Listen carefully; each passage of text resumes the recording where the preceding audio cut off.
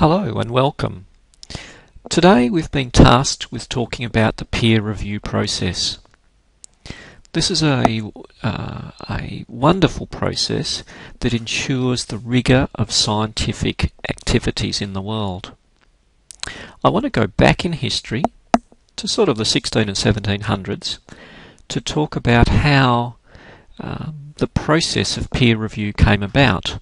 It's an interesting history and it tells you a lot about how the process runs today. The image you see in front of you now is actually an etching of some of the very early meetings of the Royal Society. The Royal Society was set up by one of the kings of England, I think it was Charles I, to be a body of excellence in all types of science. And this society, at the time, at its early beginnings, had only about 100 members. Just for your interest, today it has just over 1,000 members. And in fact today, to become a member of the Royal Society is sort of up there with winning a Nobel Prize. It's one of the things that scientists really aspire to. Anyway, going back to its history, this picture you can see is actually of a meeting of the Royal Society in its headquarters in London. When people came up with a scientific question or a scientific answer or something of importance, they would write a letter to the Royal Society. This letter would be distributed amongst the members, and then the members would come together, as you can see here, and debate the content of the letter. Now that debate would look at the quality of the science, the outcome, were there methodological errors, all those sorts of questions in the process. And it would actually provide a quality assurance process in the scientific process. So this is actually where the name peer review came from. Here we have a bunch of your peers, people of scientific excellence, looking at and discussing a letter, a research letter, and debating its qualities before opening it up for others to look at. What you're looking at here is actually the very first edition in 1665 of the very first scientific journal. And this came from the Royal Society and had the letters bound together to produce the very first scientific journal. And in fact, this journal continues today, and if you do some wonderfully interesting research or something, you may well end up going through a peer review process, not dissimilar from what Newton went through way back in the 16 and 1700s, to end up being published in a journal such as this. To continue the discussion on the historical context of how peer review process came along, I thought I'd show you an actual letter to the Royal Society from Sir Isaac Newton. This is actually the original handwritten letter that he wrote to the Royal Society, and it discusses the mathematics and the underpinning understanding of the wavelengths of light and the use of a prism that you can see here. This is a classic example of the letters that would have been written to the Royal Society back 400 years ago that would then be used to generate that discussion, to decide whether this was a reasonable piece of research and whether this piece of research was worthy of future discussion. So that's in fact how peer review process came about. Very simple, handwritten letters sent to a group that was then debated in that group. Today, there are many journals, hundreds if not thousands of different journals. And not for today, but for future discussion, is how you choose the appropriate journal to publish scientific work in. It's a far more complicated situation than it was in the 1600s, where in fact there was probably only the Royal Society where you sent your letters and you got them published if they were of reasonable standard. So the world has changed, and it's become a lot more complicated around peer review process, and it's become a lot more complicated in targeting articles to the right journal for your research. However, the principles of peer review remain unchanged for the last 400 or 500 years. The technology behind it has changed significantly, and what I'm going to do from here is actually work through some of the process of peer review so you can actually see it, and I'm going to use some of my own work as examples. I'm going to hang out some of the dirty linen and let you see some of the bad that has happened to us over the years, and also show you some of the good in the peer review process. But remember that this all comes from that original setting up of the Royal Society of England. If you're ever in London, take the opportunity to visit the Royal Society. There are open to the public parts of the building. It's worth looking at, and they have a wonderful museum where you can see some of this early work, and you can see some of the works of Newton and the famous scientists of our history. Jumping forward to the 20th century, the actual process of peer review hasn't changed. The letter that you can see in front of you here is a wonderful piece of world scientific history, and it comes from arguably the greatest year of scientific development in human history, that is 1905. In 1905, Albert Einstein produced 4 papers published in a journal that changed the way human history was to develop from there. And what you're actually looking at is one of those letters. And just as a side issue, science doesn't always need huge resources. Albert Einstein's 4 pieces of work, including special relativity, which is the letter you're looking at here, was done at his kitchen table with a pen and paper, with absolutely no resources. They were all mind experiments undertaken by him whilst working in a menial job in a patent office. And these are the greatest pieces of scientific work in human history. So you're actually looking here at one of the letters that he wrote to a journal, and to give us all hope, his paper on special relativity was actually rejected from the first journal he sent it to. Rejection is part of the process of peer review, and it's not to be feared or it's not to be shunned. It's a normal part of the process, and particularly early in your career, don't be surprised if you get 9, 10, 12 rejections before a paper becomes acceptable. That's a normal part of the process. And I show this letter wherever I can to students and say, look, even the greatest piece of science in its peer review process had a rocky road to its production.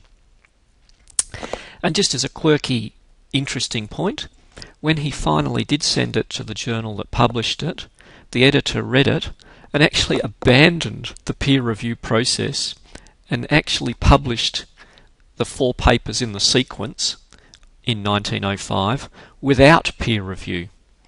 So sometimes some quirky things can happen for even the best of us. Now, clearly the first step in peer review is to actually produce a piece of science. That takes time, effort. For example, in the Large Hadron Collider experiments, it's going to take 15 or 20 years to produce the papers that will come from that work. So, it depends on what sort of research you're doing. I just want to point out, this is the paper we're going to use as an example. There's a couple of things, one of our pieces of work. There's a couple of things I want to point out on this. The first thing is, check this out. This has gone through 16 or more revisions before we've even felt that it's in a reasonable state to send off for review. At the early stages of writing a paper, please make sure that you join up with someone who's experienced in it, and they will assist you in producing a paper. There is a very specific structure into the production of research work. The other thing I want you to note is that in this case there are 4 authors on this paper, and you'll notice that the first author is in fact one of our students. He was a master's student with us. This is a common occurrence in today's scientific world. Papers these days do not come from single authors working alone, as you saw in the times of Newton or Darwin or Einstein. Papers today come from groups of people working as teams, and this is a classic example. In fact, in our area of the literature, 4 people on a paper is still a relatively small number of papers, a small number of authors on a single paper. So this is the paper that we're going to talk about, and it doesn't matter the topic, but just out of interest, the topic is sort of a local topic in Western Australia. It's about rural and remote areas, and it's about dental health. So those words actually give you a clue as to where would be an appropriate place to send this article to, or an appropriate journal to send it to. And that's a very important point, because the peer review process, the first step in the peer review process, is actually the editor looking at the paper and going, well, is this paper relevant to our audience? Unlike yesteryear, we now are in a situation where there are so many journals, each has somewhat of a particular flavour or an audience that will look and read it. You probably know this yourself already. There's probably 5 or 6 journals that you look at each month when you're reading, and they are your core set. So editors will look at a paper, and in fact I've had papers returned within 3 hours of sending them off going, no, this is not relevant to our journal. Those letters are fine. Just take them on the chin and just accept that you picked wrongly. Use the keywords in an article to work out the logical place to send this sort of article. So for example, in this case, we sent it to a journal in our area with the audiences that we want to get to, which is rural and remote health in Australia. Western Australia is too small as a state to have local journals, so certainly Australia is probably the audience you're looking at here. To try and target this to international journals is probably a real tough ask, because this topic is probably not a topic that the United States or the large publishing houses of the United States and Europe would be interested in. Basically they don't have too much rural and remote or Indigenous health issues. So that's just a little hint about targeting to the right place in the peer review process. So just to summarise, once you've written a paper, the idea is to then think about picking a journal, and that depends on the audience you're targeting, the quality of the work.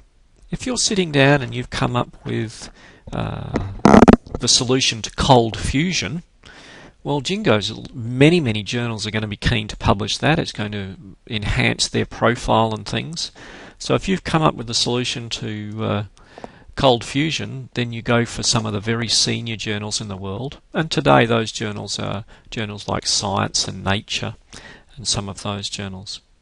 The next step in the process is to format your journal article. Now, the peer review process, the editors will actually look at the format in which your article is presented to them, and it will be rejected in days if it's not in the right format.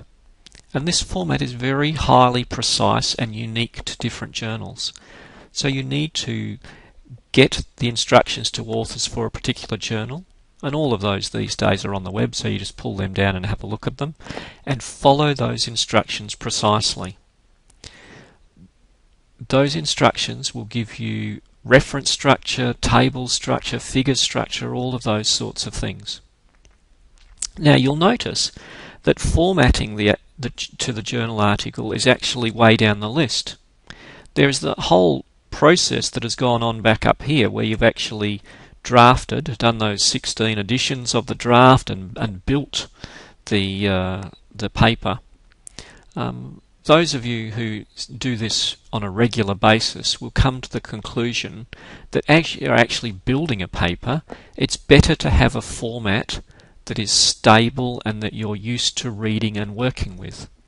And in fact, we publish about 20 papers a year, and we have a standard format that we write in. And it's only after the process of writing is completed that we then do a reformat to fit the journal. Because that way, as you're developing and writing a paper, you can keep it consistent with your other papers and keep, you know, for example, I know in our format that the introduction needs to be about a page of double-spaced 12-point font paper with a hypothesis at the bottom of the page. So you can have some little preset mental rules as you develop your paper. And then at the end you then format it for the journal's liking. Now, if you get the format wrong, the editorial team will send the article straight back to you, 2, 3, 4 days later, and say, no, we're not accepting this article, get it in the right format before you do. So they're pretty tough. You've got to get it exactly right. The next step in the process is to then upload your paper to the journal. And all journals these days, or most journals, let's not say all, most journals these days have a web-based tool that you have to follow through and upload. And these web-based tools have become quite clever. In fact, for example, if the journal's formatting says you're only allowed 250 words in the abstract, and you try and upload an abstract that has 260 words in it, it will be rejected immediately by the system. You won't actually be able to upload your paper. So the uploading systems are web-based, quite robust, and ask you question after question. To be honest, it takes about, well, your first paper on a web-based system could probably take you a couple of hours to upload, because they ask you to cut your paper into pieces and put the figures separate and have a covering letter to explain why you want to use this journal, and there's all sorts of variations on the theme in uploading papers. And then comes the dot. And the peer review process does take time. Peer review is actually a voluntary process, so you may well be asked to review a paper at some point in time. So being a voluntary process, people are given time to read and analyse a paper and provide comment back. So a peer review process, I've had one peer review process take me 18 months to complete. So publishing a paper is not an immediate process. Peer review takes time, the writing takes time. In fact, I would, as a rule of thumb, say that most articles in journals are work that's probably about 2 years old in terms of since it was actually done and since the researcher actually found the finding. So peer review is not a fast process on the whole. Now, that's not true all the time. Clearly, if you came up with a solution to cold fusion, I suspect you'd have it published within, days of presenting your work. But on the whole, it's a slow process that takes time to complete. And this is the good news note that comes back, assuming your publication has been reviewed and the outcome of the reviewer's comments is not unreasonable. What happens is the editor collects together the reviewers, and there may be anything from 1 to 3, 4, 5 reviewers involved, and the editor weighs up those reviews and makes a judgment on whether the paper is acceptable for this journal. And that original paper we saw, this is a good news note that shows you that it's acceptable for publication in the journal. However, it's not always as simple as that. And in fact, the key to this is subject to certain changes. Now, I've only in my entire career, call it 150, 200 publications have only had 2 or 3 that have come back accepted without subject to certain changes. This is a normal part of the deal. So this is a good news email. However, there's often a lot of work to still be done from here, and in fact it can take you months to complete the subject to changes clause. So as soon as the elation of seeing this email goes away, and it will disappear fast as you turn the page and look at the comments that the reviewers have made. And I'll go on and show you some of those now. So this is what the review sort of looks like when it comes back to you. And they often come back in all sorts of random sort of formats, so don't worry about it. I'll explain what you actually do. The first thing to note is this is reviewer 1. So that tells you that there are multiple reviewers in the process, and don't be tricked and just read number 1. There will be other pages in this process to look at. And the peer review process is actually gives you quite a negative feeling as you read these through, and I'll say this is actually not a bad one. I'm going to show you one later that's a lot worse than this. What you do in this process is you now take each of these comments, and in fact what we do is we make a little spreadsheet, and you take each comment and you look at it and you make a spreadsheet, and that spreadsheet is your action list to address things in the paper.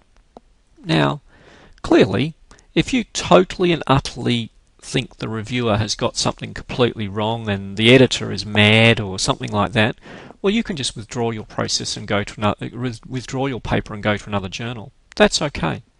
But on the whole, when you get a letter that says it's acceptable, most of us would actually work our way through these comments and try and address each comment independently. Now,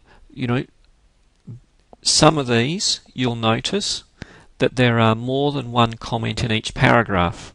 I would highly recommend that you dissect, and we sit for a good couple of hours and dissect the letters and make each comment a separate line in the spreadsheet and work out how you're going to address each line. Now, often the reviewer's comments are sort of simple and not a problem, but sometimes they are quite difficult, and sometimes they actually send you back to the bench to collect more data and all sorts of things like that. But you need to address every single one of these comments in a systematic way. And to go on and look through more and more of these comments, and sometimes they go on for many, many lines. You can see, a comment here, a comment here, it just goes on and on and on. And as you look through it, you think, I can't be bothered with all of this. That's a natural feeling in the peer review process. It can be quite debilitating, but some of them are picking up on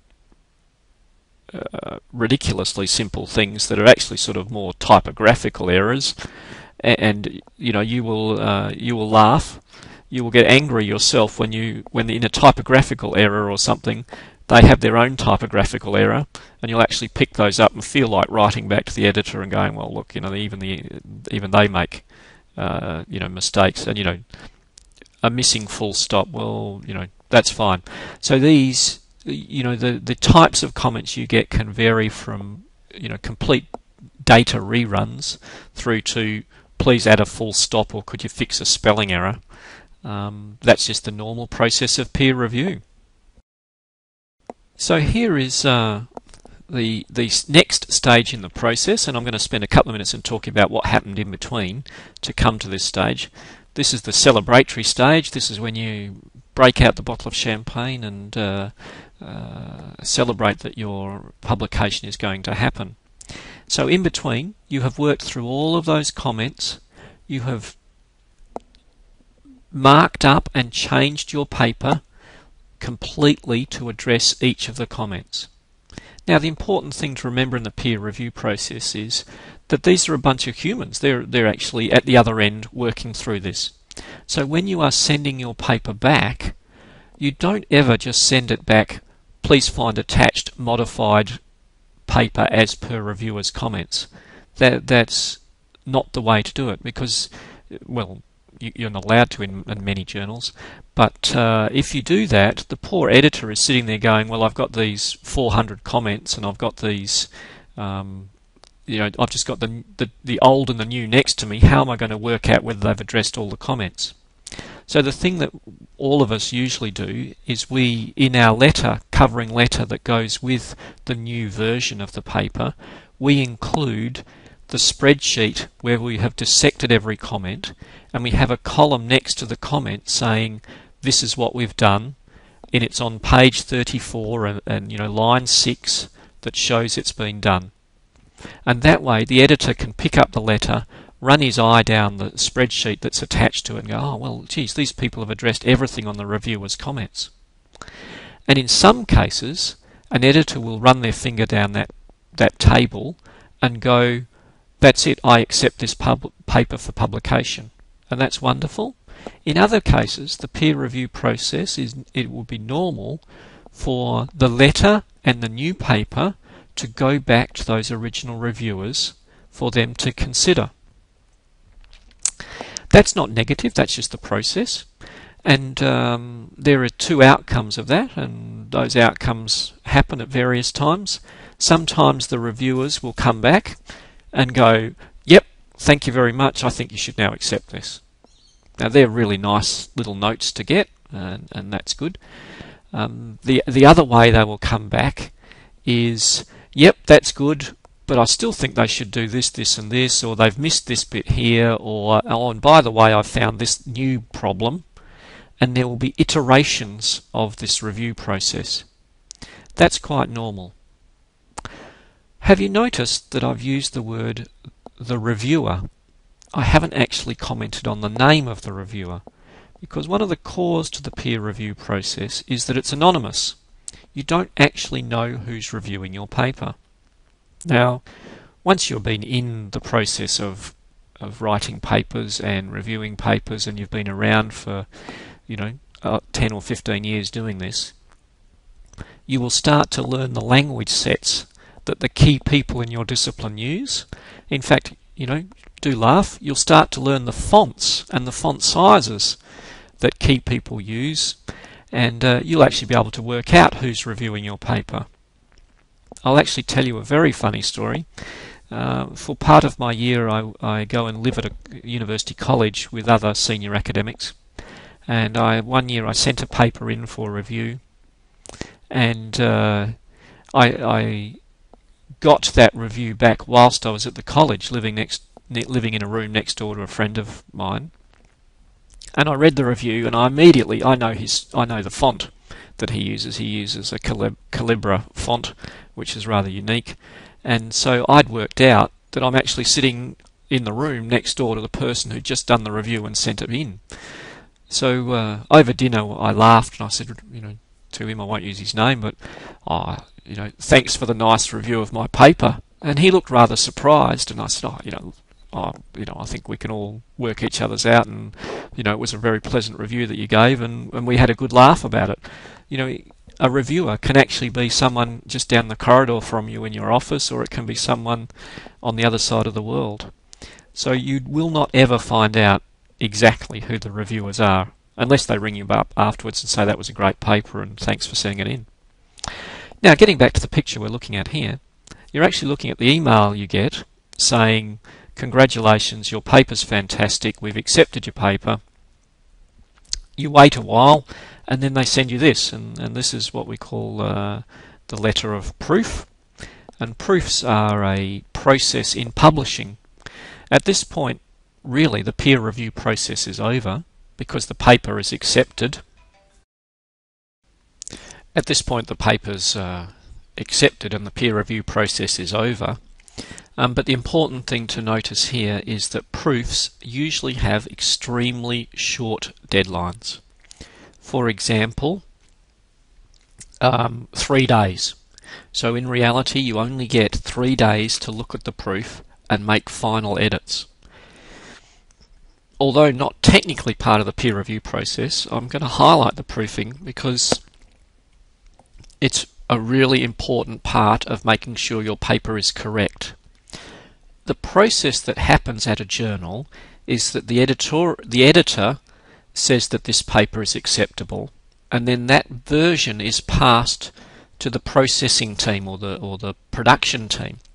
The production team, many different ways that it happens. In some places they completely retype your paper, in other places they take what you have.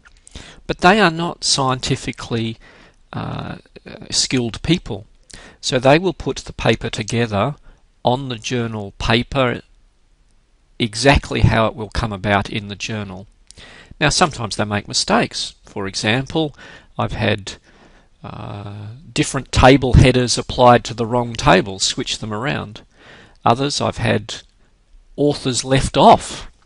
So when you get the proof, this is your very last chance to work through it carefully and ensure that everything is perfectly correct. There are a couple of tricks to the trade here. The first trick I'll tell you is get someone else to read the paper as well. You've just spent 2 years working on the data, a year working on writing it, a year going through the peer review process. You know every word off by heart, so you run the risk of reading through and not picking up errors. So get someone independent to go through it. And the second thing is make sure you check all the data very specifically, because that's really important that it all matches up and is logical. Now really I've showed you a process of a good review and a positive peer review outcome. I just want to now spend a couple of minutes at the end of this talk telling you about my dirty laundry in a sense, and this is the sorts of comments that you can sometimes get back from reviewers, and frankly, if that didn't hurt when you read that, then you're a stronger person than most of us. So clearly rejections often hurt badly. I tell everyone, when you get a rejection letter, open it, read it, feel angry, put the whole thing in a drawer for a couple of days, and come back in a week's time and then go through it logically once you've got the hurt and the anger out of you. Because often you've spent a great deal of passion and work and effort to make this a good piece of work, so you actually don't really believe what the reviewers said. So it's a matter of just taking your time. So let's have a look at this paper and see how bad. And here's what the actual rejection letter looks like when a manuscript is completely rejected out of hand. And obviously the key here is in view of the comments. As soon as you see in view of the comments, you know that this is going to end up in tears, so it's not suitable. But the good news out of a rejection is that they still send you the reviewer's comments. So those comments are actually very valuable. And once you've got the anger out of you, to actually take those comments and work through them and use them to improve the manuscript is actually a really good process to undertake. I should highlight here that the efficient ones amongst you will have already said, well, hang on, if this process of peer review is going to take so long, why don't I send my paper to 2 or 3 journals simultaneously and the first one wins, sort of thing. Well, journals don't like that. You actually have to sign that you have not done that. You can only ever send it to a single journal at a time.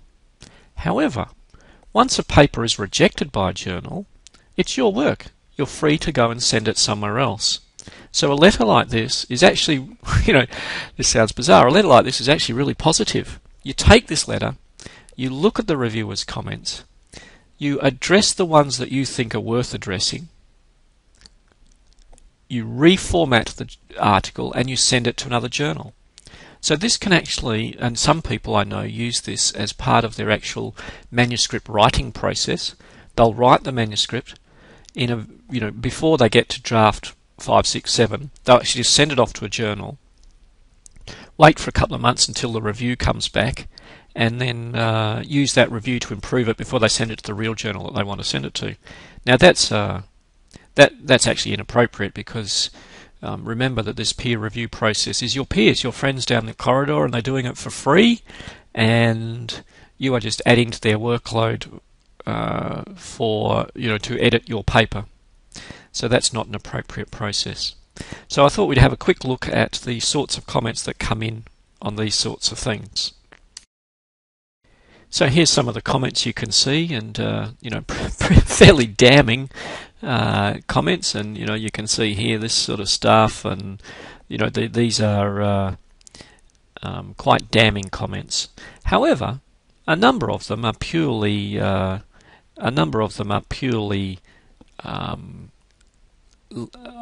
errors in the way you have drafted the paper. They're not fundamental problems with the way you've undertaken the research. And some of them just need greater explanation of why you've done things and why things are like they are.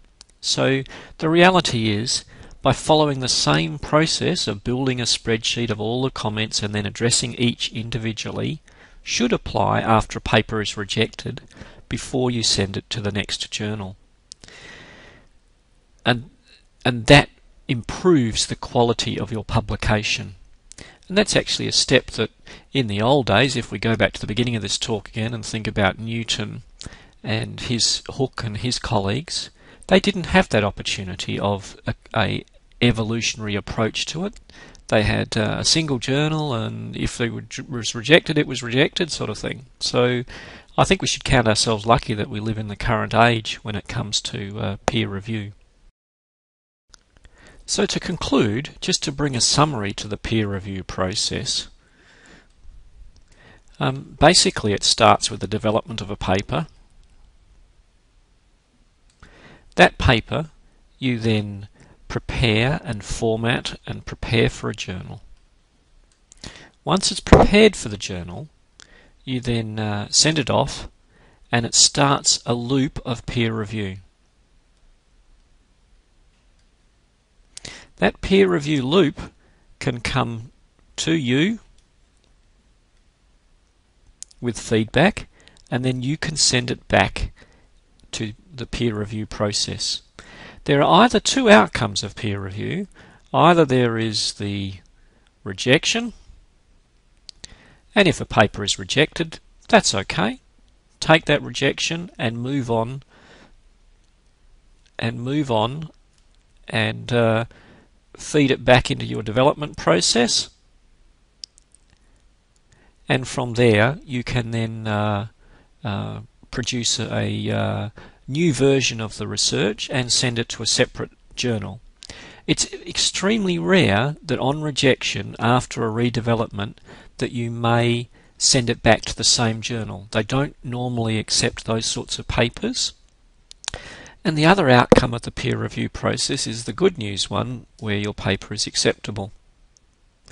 And when it is accepted, you will then move into the production process, and that production process will include a proofing process. Clearly that has a very short time course, and you need to be really careful, and then in the end you will see your article in a journal. Now, the actual peer review process itself is a process that includes volunteers, volunteer reviewers. And I think that's a really important thing to keep in mind, that the people undertaking peer review are people like you and me. The day will come when you will be asked to undertake a review, and when you do, what you will need to do is produce a detailed, comprehensive review. And if I was recommending anything out of this, I would say don't write negative comments like garbage in, garbage out. That doesn't help anyone in the process. I think the important thing in a volunteer system when you do review is to actually act professionally and to provide good feedback, but be constructive about the feedback process. There is nothing worse than getting a one-paragraph review back saying this paper is interesting but not of the calibre that we should publish in the journal. That helps no one. It helps neither the author, the student who was probably involved, or the review process. So please, when your time comes to do a review, treat it in a professional manner and do it in a constructive way that will assist the authors in producing a good piece of science. Thank you.